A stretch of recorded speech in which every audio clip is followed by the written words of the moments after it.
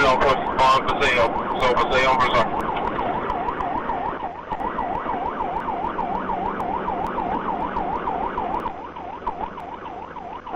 2024, you gotta put it out. You put it out.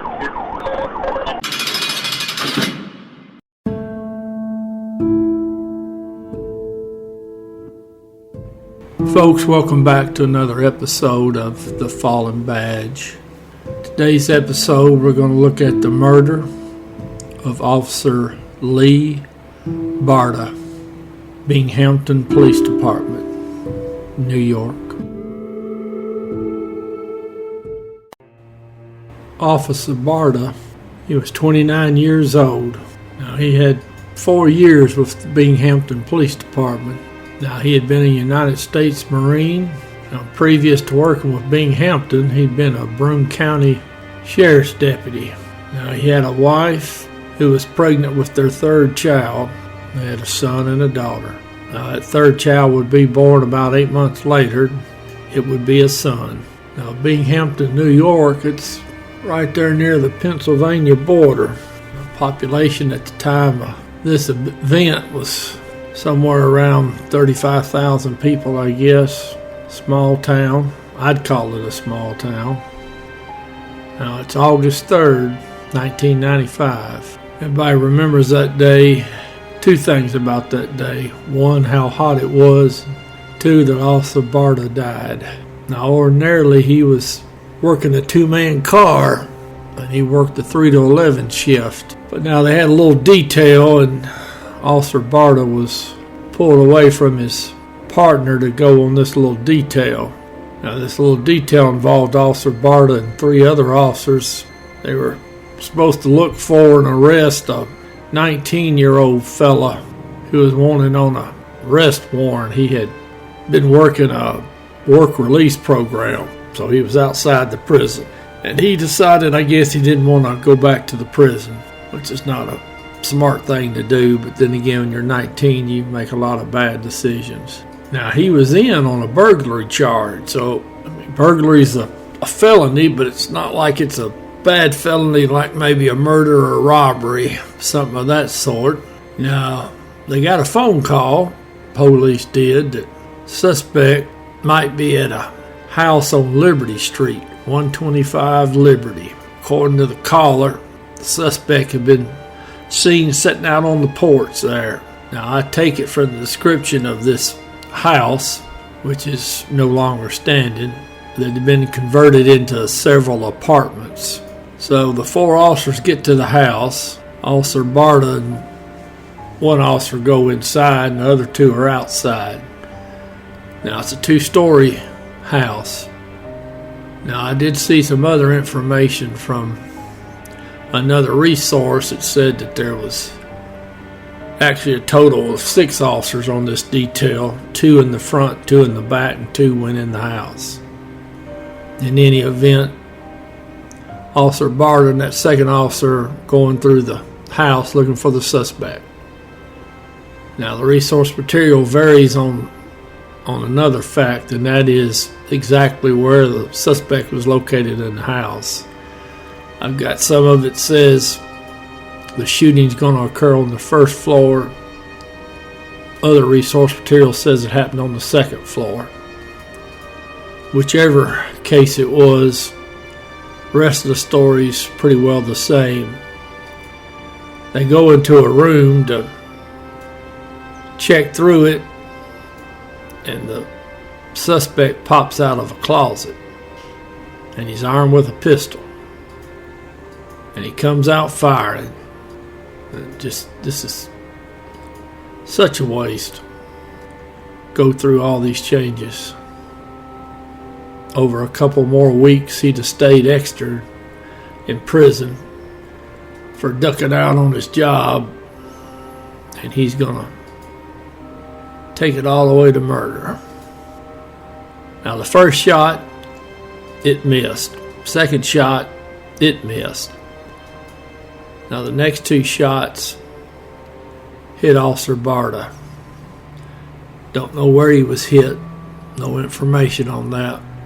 He was wearing a Kevlar vest, so wherever it was, it had to been above or below. Now, the other officer in the room, I'm assuming he's in the room or he's close by, he cranks off rounds. Now, he misses. He fired at least 4 rounds himself. Now, the suspect, he runs out of the house. I don't know if it's the front or the back. Resource material says the suspect ran out, doesn't say front or back. But he ran past the 2 officers that's supposed to be watching that side of the house, whichever side it was. They said he ran by and he was hollering, "Cop down." Now, I don't know if the officers just weren't ready for this fella to come out or exactly what, or if they heard the gunshots. But I'm just wondering how he got by them. Resource material doesn't state if those officers fired any rounds or not. So the call goes out, officer down, shots fired.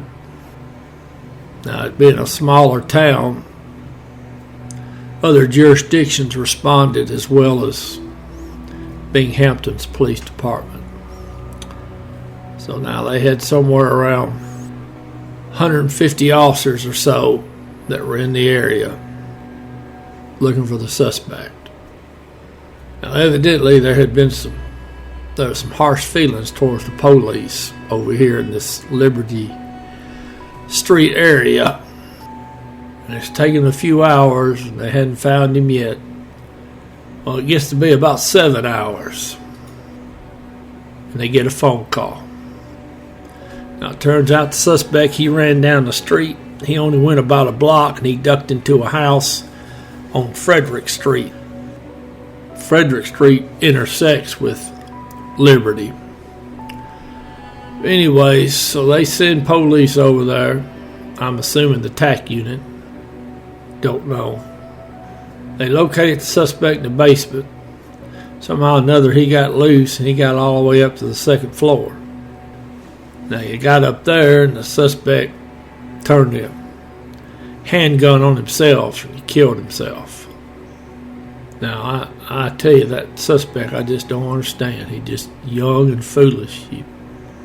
You're going to go through all this and take your own life after you've realized what you've done. So we got 2 human beings that are dead and all over, not going back to the prison after your little work schedule's over with. Just didn't think ahead. Now, 7 years after the death of Officer Barta, that house was torn down. Now, something that came up, as is prone to happen many times, you have something bad happen. The media decided they were going to play Captain Hindsight, because it turns out that pistol the suspect had, it was stolen. Now, the suspect was a gang member. I don't know if that was part of the evaluation when they sent those officers to go look for him or not. Because usually if you're going to go do an attempt pickup, you need to evaluate how dangerous the suspect might be and whether he was armed or not. Now, I don't know. Resource material doesn't say whether they knew if he was armed or not. Of course, he's a gang member. You got to assume that he would be. Gang members are prone to be violent. But they're questioning the police about whether they should have sent the TAC unit. Now, when I say the TAC unit, some jurisdiction they call it SWAT or HRT. Now, of course, if the police had sent the TAC unit over there and something would have happened, the media would have been saying, "Why'd you send the TAC unit? Why didn't you just send the regular patrol officers?" So it wouldn't have mattered. They'd had something to say.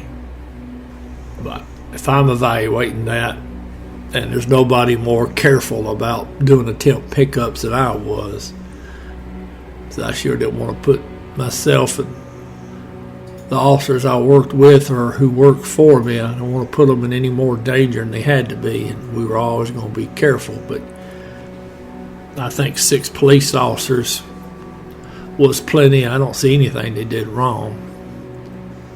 Just things happen.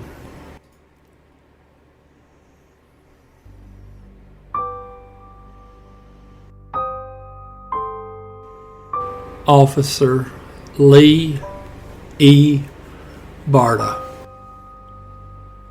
End of watch, August 3rd, 1995.